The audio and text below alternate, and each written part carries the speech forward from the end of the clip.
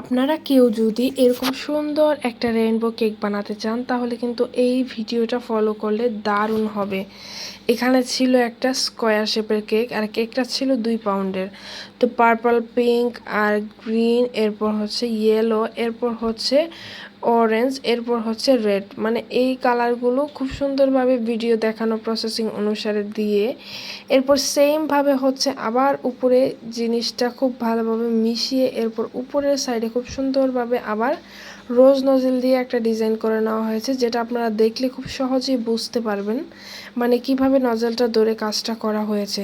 তো আমার কাছে এই কেকটা পার্সোনালি অনেক ভালো লেগেছে, কারণ বাচ্চারা এরকম কালারফুল কেক কিন্তু বেশি পছন্দ করে, যদিও আমাদের জন্য কালারফুল কেকগুলো করতে একটু বেশি কষ্ট হয়ে যায়, কারণ এগুলোতে প্রচুর পরিমাণে ক্রিম নষ্ট হয় আর প্রচুর পরিমাণে মানে ক্রিমটা গলে যায়। তো কেমন হয়েছে ভিডিওটা অবশ্যই জানাবেন।